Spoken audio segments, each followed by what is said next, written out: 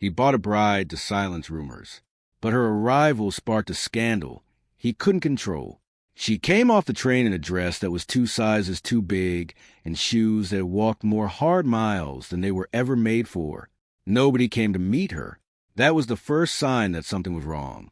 She stood on the platform of Cutter's Creek, Texas, with a single trunk at her feet and a folded letter in her hand, and she looked at the address written on that letter. And then she looked at the small, watchful town spread out before her, and she understood with quietness that came from long experience that she had stepped into something she did not yet fully understand. Her name was Nora Callum. She was 29 years old. She had answered an advertisement in a St. Louis newspaper 4 months ago. A rancher in Texas seeking a wife. Serious inquiries only. A real home offered in return for a real partnership. She had written back because she had nothing left in St. Louis worth staying for. Her father had died the previous winter. Her aunt, who had taken her in after that, had made it quietly but firmly understood that the arrangement was temporary, and Nora had spent too many years watching the world decide her worth based on what she had or who she belonged to. She was tired of being someone else's burden. So she had written to a stranger in Texas and told him honestly who she was. A plain woman, a hard worker, not romantic about things, just looking for something solid. He had written back and said she sounded exactly right. His name was written at the bottom of the letter in careful, square handwriting. Harlan Briggs. And now she was standing on his train platform, and he was nowhere to be seen. If you have ever arrived somewhere expecting to be met and found only empty space, you know what that particular feeling is. It is not quite humiliation. It is not quite fear. It is something lonelier than both of those things. Something that makes you wonder, in that quiet, terrible way, whether you made a terrible mistake. Stay with this story, because what happens next is not what Nora expected, and it is not what Harlan expected either. And the town of Cutter's Creek was most certainly not prepared for any of it. She picked up her trunk herself. She asked the boys sitting on the steps of the station where the Briggs ranch was located. He pointed her down the main road and told her to turn left at the water tower and follow the fence line. She thanked him and started walking.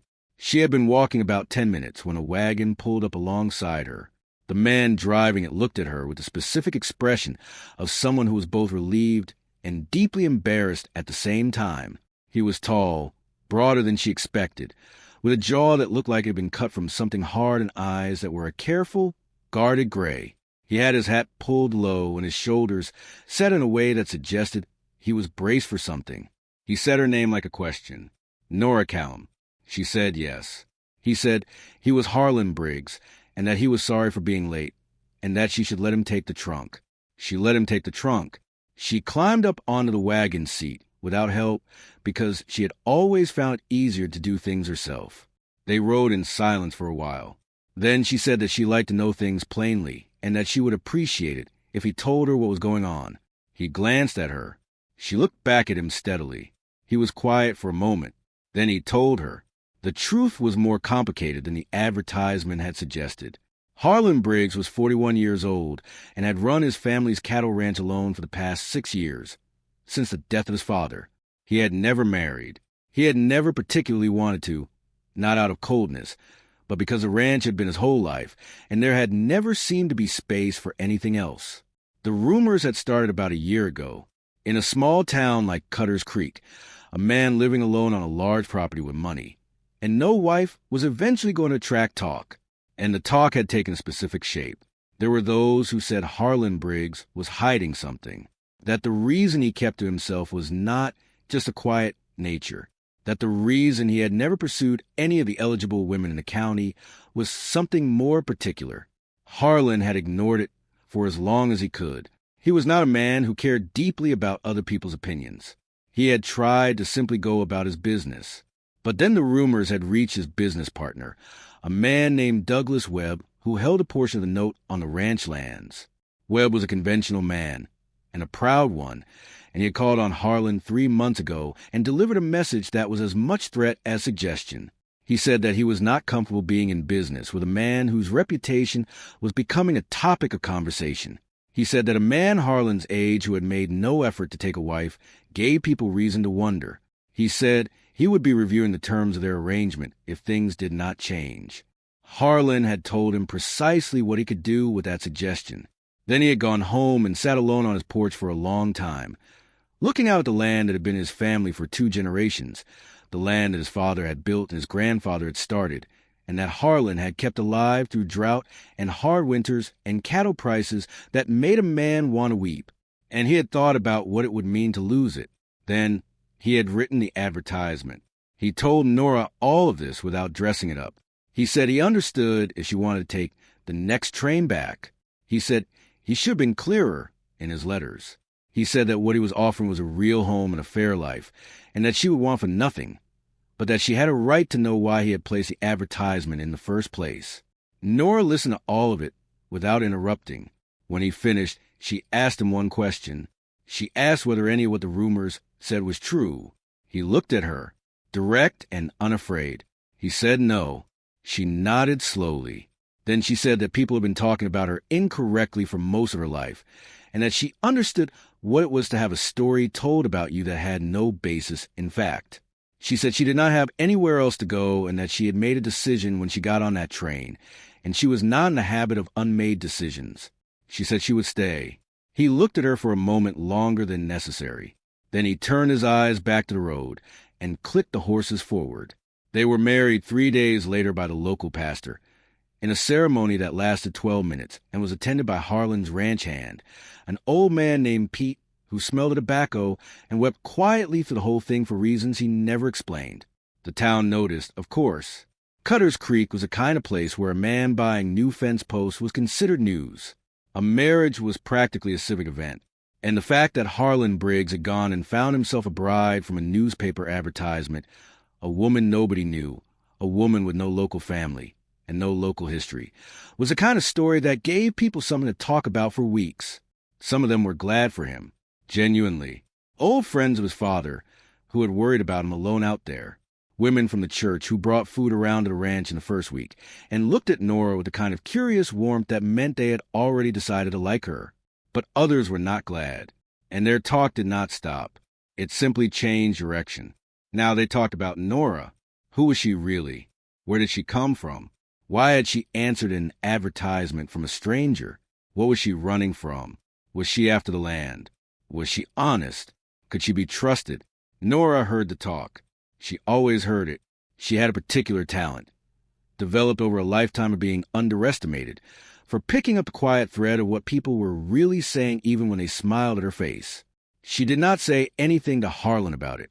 She simply went about her days. She learned the ranch quickly. She was observant and practical, and she asked good questions. She learned which cattle were which and which fences needed watching, and when the water in the south pasture went low in dry weather.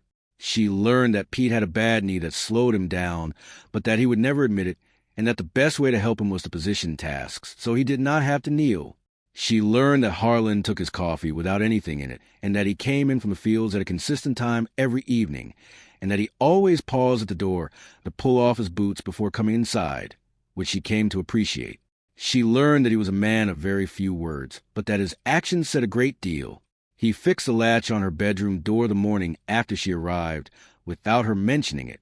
He brought extra blankets to her room when the temperature dropped the first cold night. He came in one afternoon and found her struggling with a heavy water bucket, and took it from her without comment, and then put it down exactly where she had been trying to take it. He did not make a show of any of it. He just did it. She began, quietly and carefully, to feel safe. But the town was building towards something. It came in the form of a woman named Cecily Marsh. She was the wife of Douglas Webb, the business partner who had essentially pushed Harlan into seeking a bride in the first place.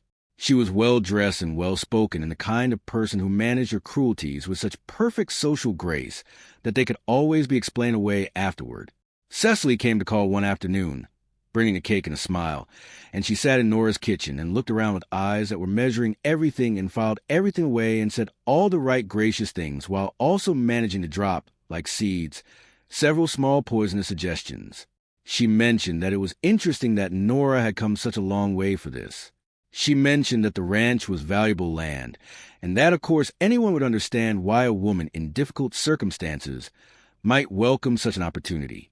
She mentioned that Harlan was such a private man that it was hard to know what he truly needed, and she smiled beautifully throughout all of it. Nora poured her tea and said very little. After Cecily left, she sat at the kitchen table for a while, not because she was wounded. She had heard worse from more dangerous people, but because she understood now that the thing threatening this arrangement was not just idle gossip. There were people here who had invested interest in how Harlan was perceived and how his ranch was controlled, and she had walked into the middle of that without a map. She told Harlan that evening. He was sitting on the porch when she came out, as he sometimes did in the quiet hour before full dark. She sat down in the other chair without being invited and told him what Cecily had said and what she understood it to mean. He listened without interrupting. His jaw was tight by the end. He said that Webb had been trying to maneuver himself into a better position on the ranch for 2 years, and that using his wife as a social instrument was exactly the kind of thing Webb would do. Nora said that she understood if this had all become more complicated than he had intended. He looked at her. She said she was not threatening to leave. She was just being plain, which he had already learned was her way. He said he had noticed that about her. She said that she thought they should be honest with each other about what they were facing and face it together, since they were already in it together, whether they had planned to be or not. He was quiet for a moment. Then he said that was the most sensible thing anyone had said to him in a long time. She almost smiled. The scandal that Cecily had been quietly constructing came fully into the open 2 weeks later, when Cecily managed to produce, from somewhere, a letter. She showed it around town before she presented it to anyone official. The letter appeared to be from a man in St. Louis who claimed to know Nora Callum and claimed that Nora had previously represented herself under false pretenses to another man of property and had left town suddenly when things became complicated. It was a lie, a complete and carefully constructed lie, but it had a letter behind it now with a name and an address, and that made it feel like something more than gossip. When Harlan heard about the letter, he said nothing to Nora immediately. He rode into town and he found the sheriff, a slow-moving but honest man named Garrett, and he said he wanted the matter looked into properly before anyone drew conclusions. Then he rode home and he told Nora. She was standing at the kitchen window. She turned when he came in. He watched her face as he told her, watched for fear or guilt or the particular evasiveness of someone who has been caught. What he saw was anger, clean and clear and dignified. She told him the name on the letter. She said she knew who that man was. She said he was the brother of the man her father had been in a business dispute with at the time of her father's death. She said she had refused to sign over a portion of her father's estate to settle a debt she believed was manufactured, and that the family had held a grudge since. She said she could write to her father's attorney in St. Louis, and that the truth would come back with the reply. She said it steadily and without pleading, but her hands were pressed flat on the table beside her, the way hands press flat when a person is working hard to stay composed. He said he already believed her. She stopped. He said he'd listened to her every day for 3 weeks, and that he'd watched the way she went about things, and that a person's character showed itself in the small daily choices, not in letters produced by people with grudges. He said he believed her and that they would wait for the attorney's reply together, and that nobody was going to side her story for her while she was under his roof. Something shifted in her face, not dramatically, not in a way that made a production of itself, just a softening, just the particular look of a person who has been carrying something alone for a very long time and has suddenly, unexpectedly, been offered help. She said she was not used to that. He said he had guessed as much. The reply from the attorney came in 10 days. It was thorough and unambiguous. It confirmed Nora's account entirely, documented the dispute, and included a second letter from a neighbor who had been present for several key conversations and was willing to sign a statement.